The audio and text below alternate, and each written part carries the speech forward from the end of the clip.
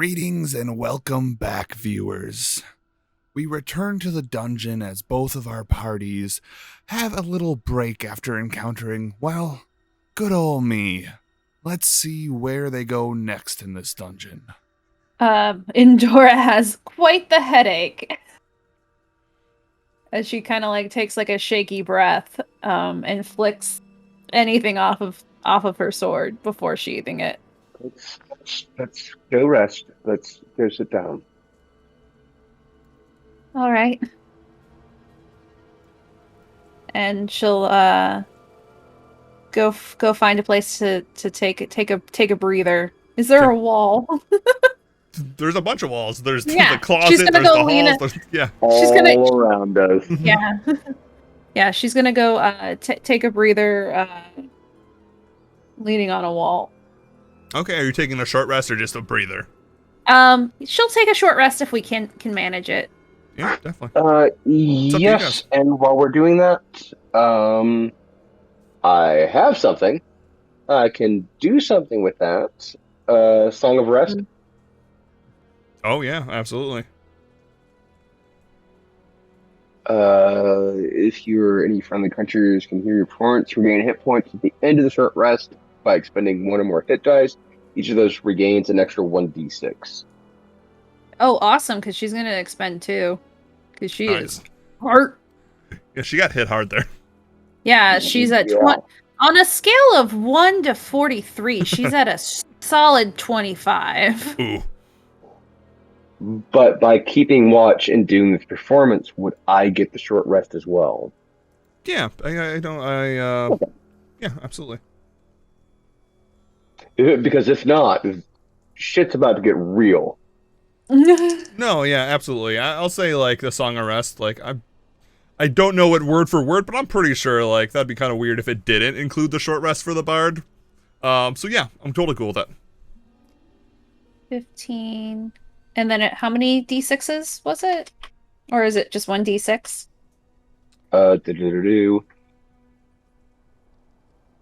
For each of those creatures, so you just get 1 extra d6. Okay. Hey, I'm back to full health. Thank you. Thank Nice, you. perfect. I never left, darling. but that's about to change. All right, you guys take that short rest. You get healed back up. What are you guys onto now? You still have the rest of that cell block. Really, there's a hallway that extends all the way out. Still that you guys haven't got to the end of. At the end of the cell block. And it looks like there's a couple doors you can take in there. One going to your left, one going to your right, and a door at the end of that hallway. How about we take the right, because I'm always right. How about I lead this time? Oh, all right. You had quite a troubling experience. I'm feeling much better now. You know, they always say that you should fight your inner demons, but what happens when your inner demons are also your outer demons? There's a whole conundrum here that should really be explored in therapy. Indora, Anyway. don't lie to me.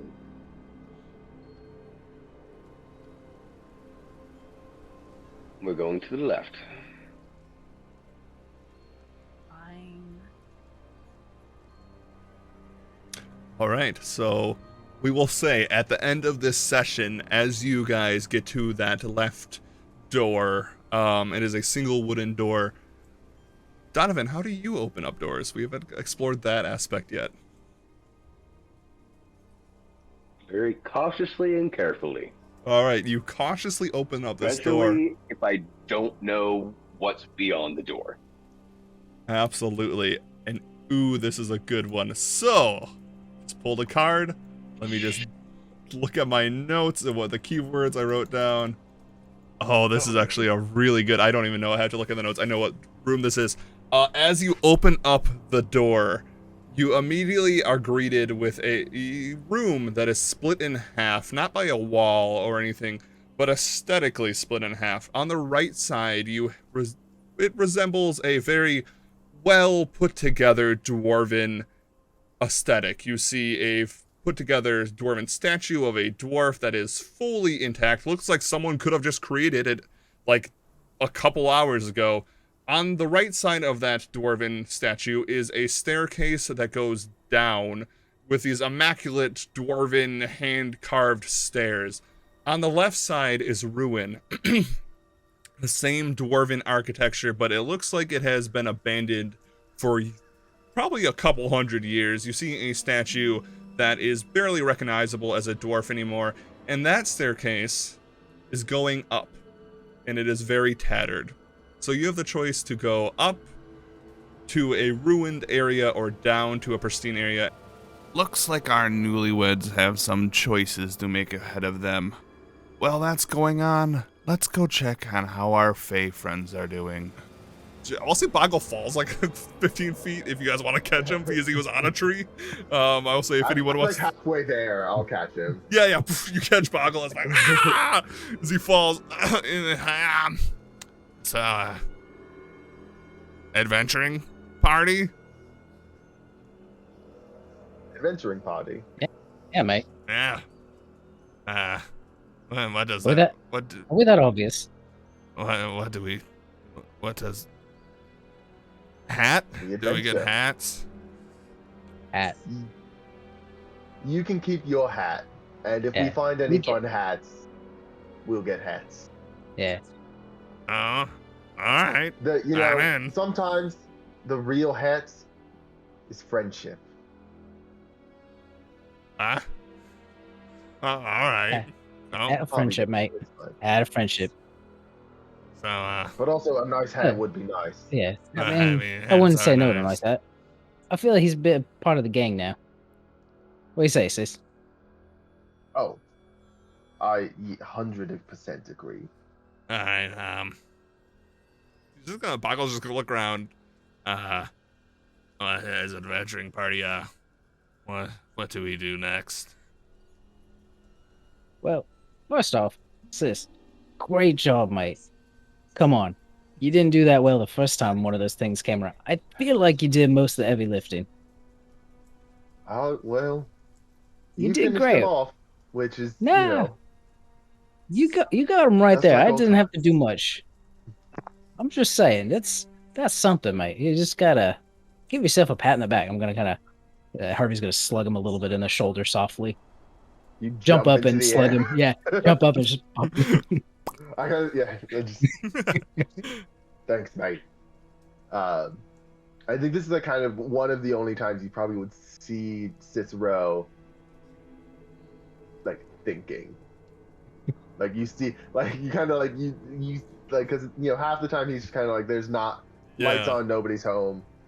He's just here for a good time. But like you can see him thinking, and I think you see him be he's proud of himself. Nice. There's Awesome. a little bit of a Yeah. smile. Good. And he puts Boggle down on the ground. Welcome to the team. Bogle, mate. That's a bit of brilliance with the oil. I mean, it's what I do. Hey, Um, well, as far as what we do next, do we need to be worried about that? And Harvey's gonna point over to the waterfall. I mean, I feel like we got a cousin or something back home that kind of looks like one of those, but a little smaller. So, do we need to be a bit worried about that? What should we be worried about that?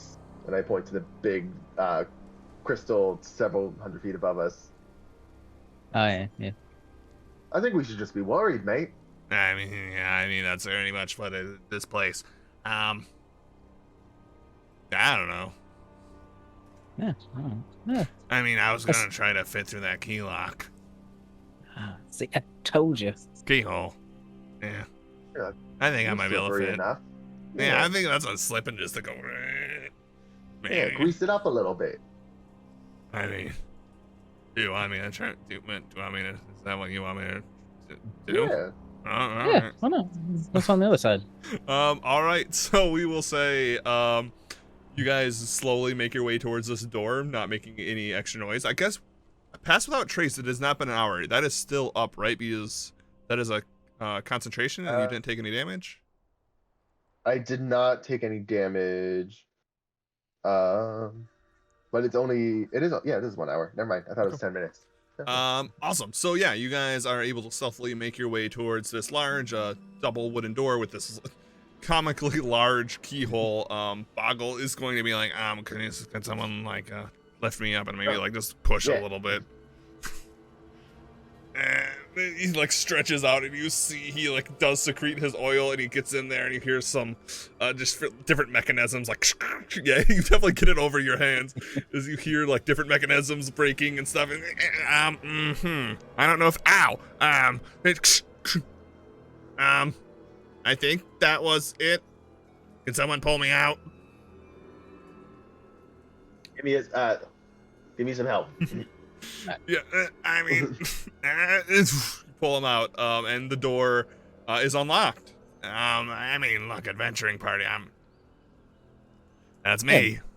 You're a bit of a natural. Who needs thieves' tools? Yeah. Hey, what's that? Oh, we've got a lot to teach you about adventuring, buddy. So, do we like go through the door, or do we? I think it'd be dramatic, yeah.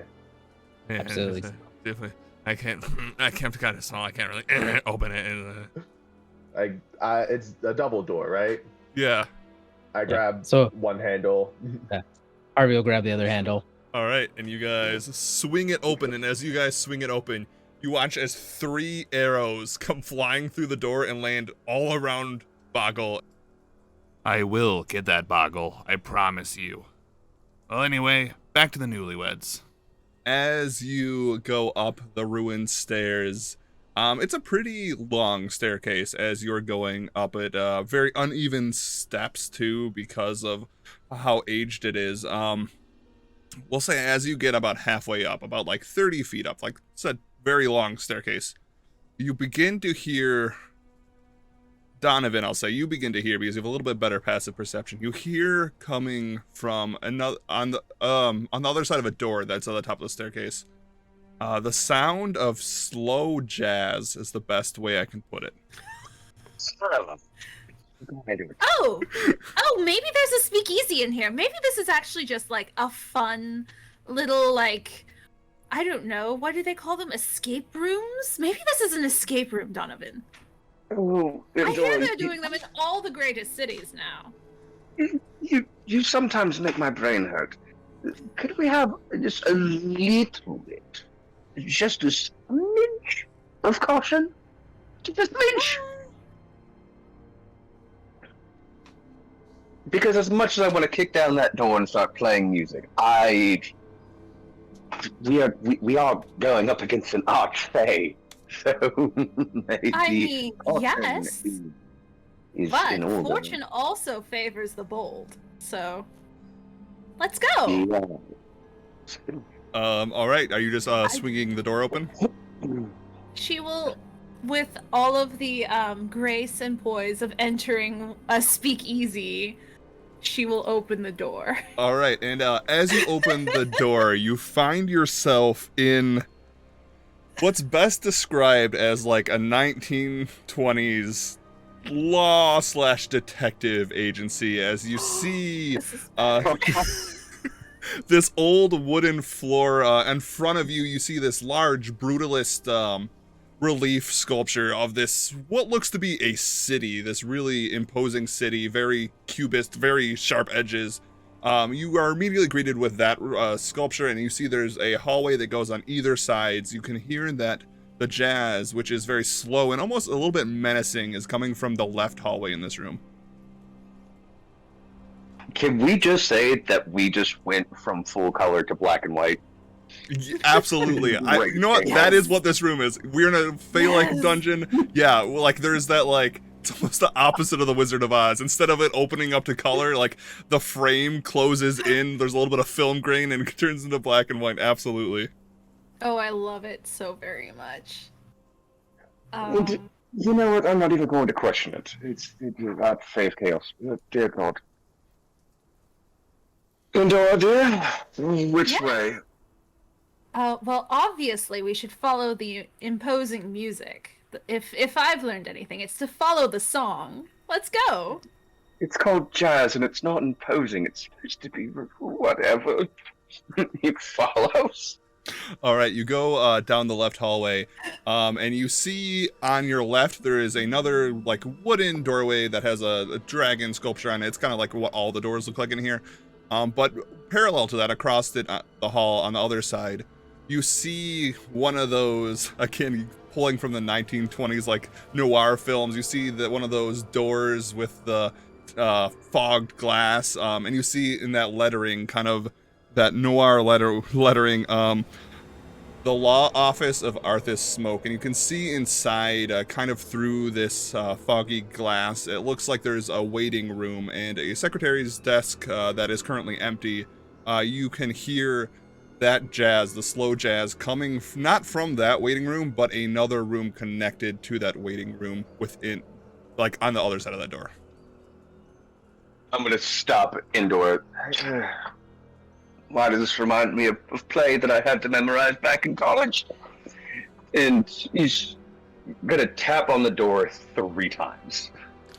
Okay, as you tap on it, once, it just normal knock, twice, nothing happens. 3rd time, with the hit, the door creaks open as the jazz almost like leaks out like a gas, like you can just hear it even more, and you see that the other door is cracked. The law office, the actual like office of whoever this is open, and you can hear jazz coming from it, but currently no voices or anything.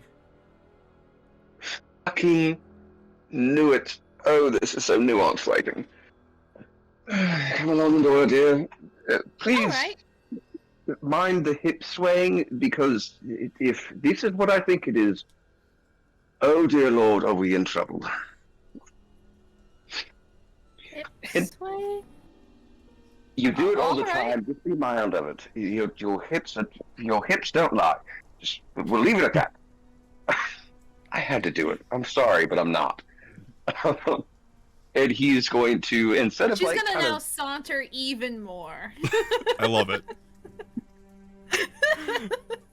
got to be down. He's gonna try to like Shouldn't have said actually like, anything. widen his shoulders a little bit, like actually act somewhat bravado before Nice. he leads the overly saunting Endora. I love it. Okay, so are you going into that second room? That room that is like Oh, has the yeah. jazz. Okay. You push through the door and you immediately walk into a room that looks like a law office. There are like bookcases on the side. Except there is no desk here. There is no person here. Instead, there is a very large mirror in the center of the room.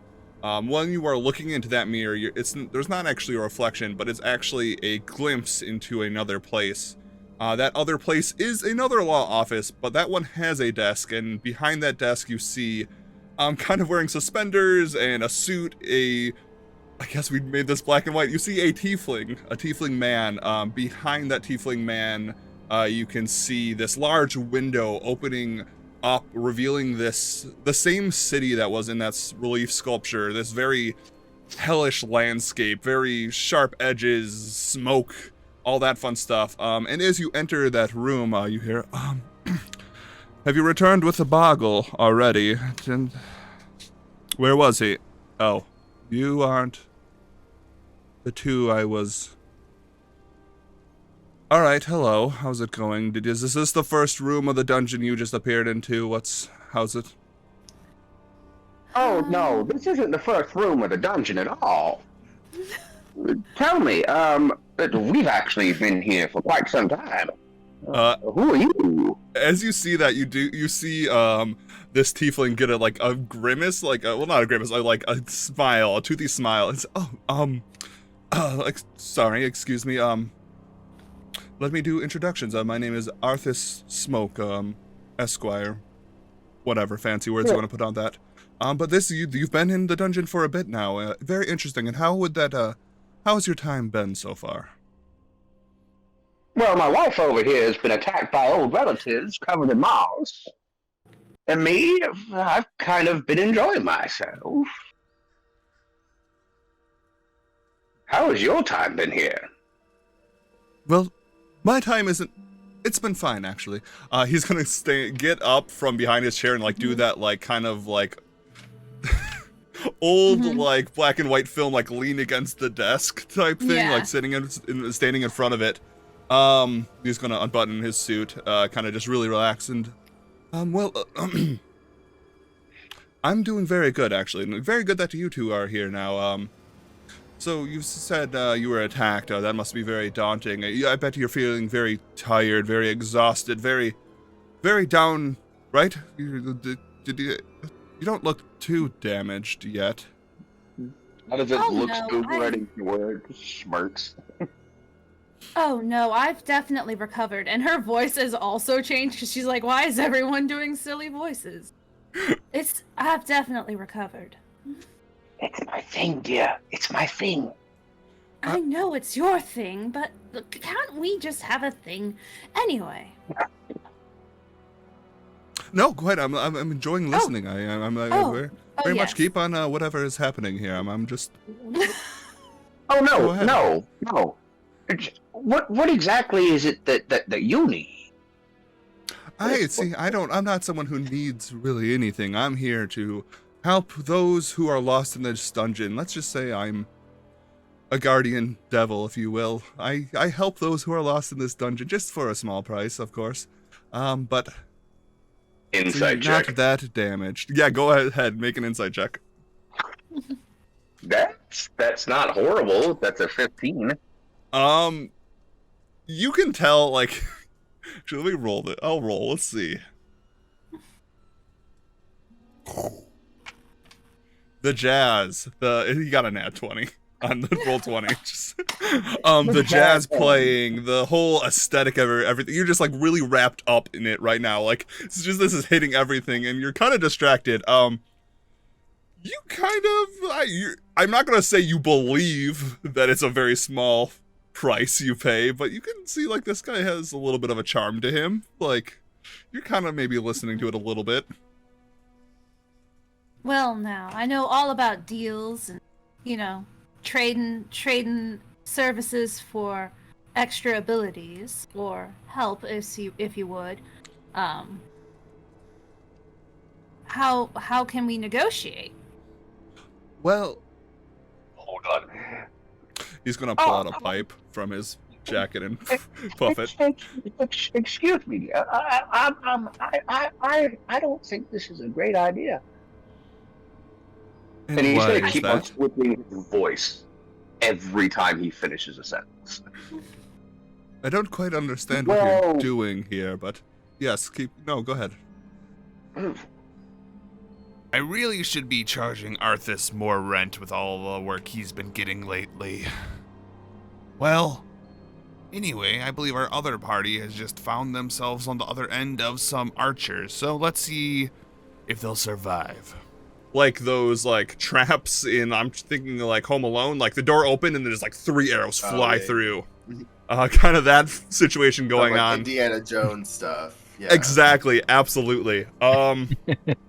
So as that happens, you now get a view into this next room, and this room is just pretty much a very long tunnel, about 20 feet wide, about 100 feet in length. It has a little bit of a hilliness to it. It's a little steep. It's nothing that would give you difficult terrain or anything like that, but like if you were walking up it, you'd definitely be like, okay, this is kind of annoying. In this tunnel, you see there's a bunch of different like remnants of ruins and stuff, maybe like a cart, like I don't know how did this wooden cart get here, but it is here now. But at the end of the tunnel, the thing's shooting this arrow, you kind of see this barricade, almost reminiscent of like Les Mis, like this barricade made out of all these different things from around the dungeon. Standing on top of that barricade, you see 3 skeletons. These skeletons have a little bit of a fade to them, as you see these flowers like intertwined between their rib bones and just like flowers like popping up everywhere, some fungus. They've really become part of the dungeon here. And the thing also kind of very noticeable here is behind these 3 skeletons on top of this barricade is this blackboard. You're not sure how they got a blackboard in here, but how does this dungeon work? No one really is sure. And on that blackboard, you see that there are 3 names, Vale, Meryl, and Fred, and you see they have tallies underneath, Meryl with 3, Vale with 1, And as you are noticing all of this, as Boggle is struggling to get out of the way, you see them all grab arrows out of their quivers and pull them back. What do you guys do? Well, I think you misplaced these. I say, pointing to the arrows. These aren't ours. What? You have to speak up. We have some of your arrows. He said they're not Do you want yours. them back? As you see the skeleton go to respond, you see the one in the middle like smacks them, and they go a little bit, and they begin whispering to each other, and the one in the middle is going to shoot an arrow at... Let's see, who's in the front here? Who's like in this doorway? Probably- That'd be either me We're or probably Sai. side by side, but Yeah, 'cause we Cicero's opened the door probably together. the bigger one. Okay. Cicero's definitely the easier target for sure. Yeah, Cicero is an arrow is going to get launched in your direction.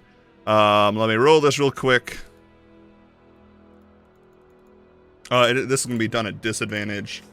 Because you can tell that these aren't like the greatest bows. They look like they've also been pulled together from this dungeon. Does an 11 hit? It sure does not. We're going to say this arrow lands about like 10 feet short of you, as there's now 4 arrows in the ground, and Boggle has run behind and is hiding behind you now. I think they're shooting at us. Yeah, I think they are, mate. Harvey's gonna step kind of like in front of Cicero at this point, and so they're all kind of single file line at this point. Okay, perfect. As you do this, you see the skeletons have kind of turned on themselves, and like you see they're pushing each other and arguing. And it's really the two that were talking to each other are arguing, as the third one is kind of like sneaking over to the side a little bit, trying to get a better shot. As he looks back at the blackboard and then back at you, almost like they're playing some kind of strange game of who can hit the adventurer. What are you guys doing? Are they? From you guys, about 100 feet. About 100 feet. Okay. Well, they're too far to hit from here. You won't. I reach for my longbow. Oh, maybe Okay. you can reach then. Should we hit them or? Yeah, What he I said. feel like they're kind of asking for it, mate. I mean, we've done nothing but be nice to them. Boggles, I mean, yeah, it points out there. I was like, eh. Well said. Well, why don't you hop on his back? That way they can't hit you. Oh, yeah, sure. Okay, so are you guys fighting back here? I suppose, yeah. All right, Yeah, I pull my longbow. What do you okay, say, let's Si? all Have a roll bit of initiative fun. then. Initiative. Yeah, roll initiative for me, Ooh. please. Not good. 9. All right. Harvey, you got 9. I got 8. So All right. Cicero, you got 8. Okay, let me roll these skeletons. It's going to be +2, so 19. Well, that's not good.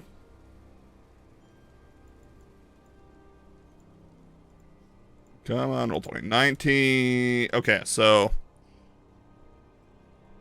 we'll say Meryl got 19 here. Vale with 12. Fred with 12. And let's see what Boggle gets. what's important? Yeah, absolutely. The Nat MVP. 20. I can feel it. I can feel it. Let's see. What is Boggle's dex? It is a +4. Okay. He's just gonna roll high this whole time, isn't he? 14. So Boggle actually has better dexterity than Skeleton, so Boggle will go second here. Okay, so as you guys decide to take to combat here, Boggle is going to jump on your back, Cicero. Boggle's gonna just like, I mean, I can do oil, but like they're like over. I don't know if that would. I'm just gonna hang hold on. out. Yeah. With your little teleport thing, can you take more than one person? No, it's too small. What about me? I'm pretty small. I mean, we could try. Yeah, it's worth a go. All right. Let me see, like, how this actually...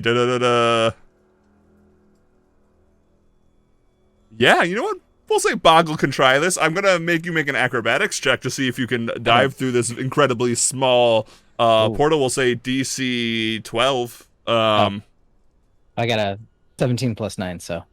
Yeah, so how That makes sense. how this is gonna work? As you guys are standing in this entranceway, Boggle is gonna like peek over Cicero's like shoulder, look at like all the different terrain in this large hallway, and see that there is probably like maybe some rubble that can give you about half cover. And Boggle is going to jump off your shoulders and just like grab into the air and pull this very almost, I imagine it as like almost like Looney Tunes style portal. It's not like super magical looking or anything, but he pulls it apart.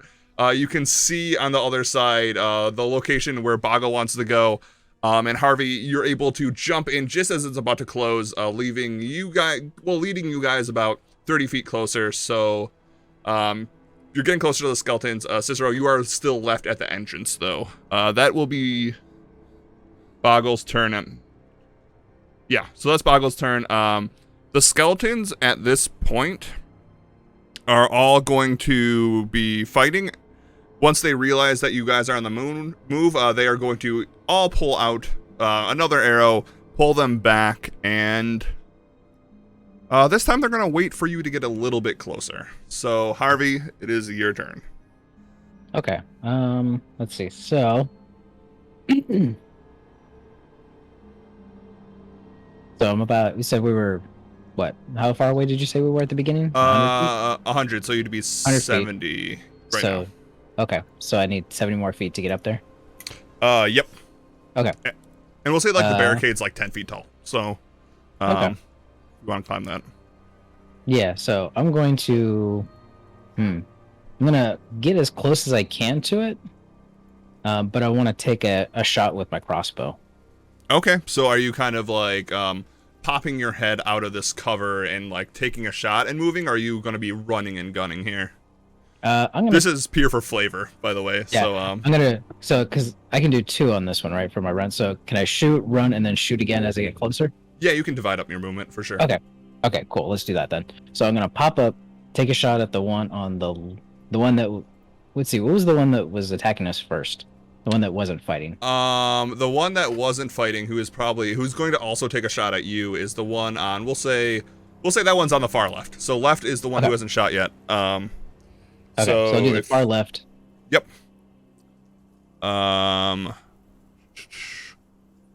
Yeah, as you take a shot, the skeleton's also going to take a shot too, with its held action. Okay.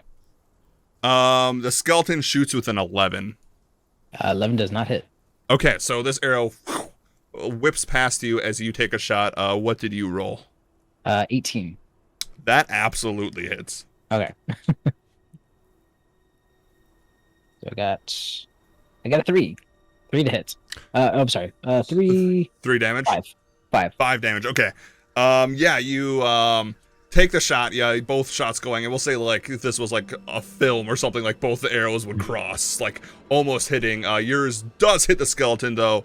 We'll say it hits him in like a rib and breaks actually some of like the rib off, making him slant a little bit as the skeleton kind of like looks over at the other skeletons to like see and make sure like they didn't see that he just missed. But yeah, so you still have another attack and more movement if you want to do that.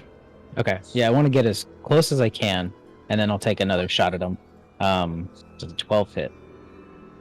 A 12 does not hit, no. Wow, okay. We'll say this time the skeleton was ready for the shot and was able to maybe like move a little bit out as your crossbow bolt slams into the wall behind. Okay, anything else on your turn? I think that will be it. Okay, and you move. Did you use all 30? Yeah. Okay, so that means you are, I'm going to write this down, 40 feet away from them right now. Okay, Cicero. Cool. I'm going to start running, use my full 35 feet of movement. As I do, I'm running my longbow. I pull out first one arrow, that I wreath the arrow with this like thorny magic. I cast it with thorns. Okay, awesome. And I'm gonna roll to hit the two that were like fighting each other. The two that are arguing right now. Okay, they're like okay. Yeah. Perfect. It's a 26 to hit. Yep, absolutely. Obviously just hitting one of them. So. Yeah, 26 absolutely hits. Do you want to hit the one in the center or the one on the right? I'll hit the one in the center. Perfect. To start, that one gets 7 piercing. Okay. And 2 psychic damage for my Dreadful Strike ability. Okay, so 9 damage right altogether right now? Yeah. Okay. And then they both need to make dex saves. Okay. We'll start with the one in the center. That one. And a 7. They both failed.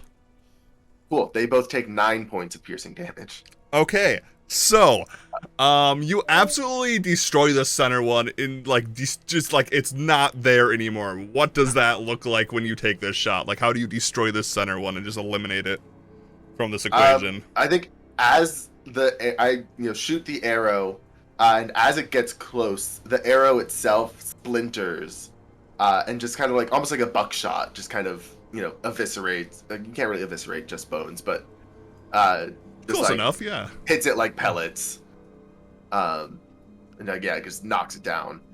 You could shatter bones. Yeah. Yeah, definitely, and that absolutely happens. And we'll say like it's even like comedic in a sense in like the two like skeletons are still like taking pot shots at each other, like and like maybe the one on the right is like sound doing like xylophones. Yeah, absolutely, yes.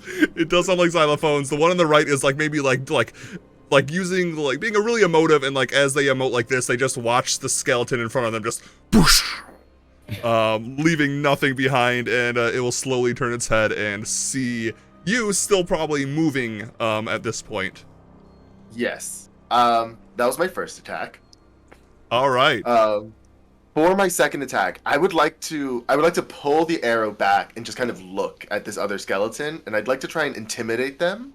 Okay, yeah, absolutely. Instead of attacking, or if it doesn't work, also. No, I'm totally cool with that. I'm gonna say advantage on that because you literally just like that was Meryl. Meryl was like the lead to scoreboard, and now she's gone. So advantage on this intimidation check. I'd say 21. Yeah. So what we will say what happens here is they both drop their bows at this point. And you can tell right now because it's not their turn. On their turn, they are about to just get out of here as fast as possible. Is that your turn? Yeah, that's everything. What a turn. The skeleton shoots with an 11. 11 does not hit. Okay, so this arrow whips past you as you take a shot. What did you roll? 18. That absolutely hits. Okay. So I got a 3. 3 to hit. I'm sorry. 3. 3 damage? 5. 5 damage. Okay. Yeah, you take the shot. Yeah, both shots going. And we'll say like if this was like a film or something, like both the arrows would cross, like almost hitting. Yours does hit the skeleton though. We'll say it hits him in like a rib and breaks actually some of like the rib off, making him slant a little bit as the skeleton kind of like looks over at the other skeletons to like see and make sure like they didn't see that he just missed. But yeah, so you still have another attack and more movement if you want to do that. Okay. Yeah, I want to get as close as I can, and then I'll take another shot at him. So the 12 hit. A 12 does not hit, no. Wow, okay. We'll say this time the skeleton was ready for the shot and was able to maybe like move a little bit out as your crossbow bolt slams into the wall behind. Okay, anything else on your turn? I think that will be it. Okay, and you move. Did you use all 30? Yeah.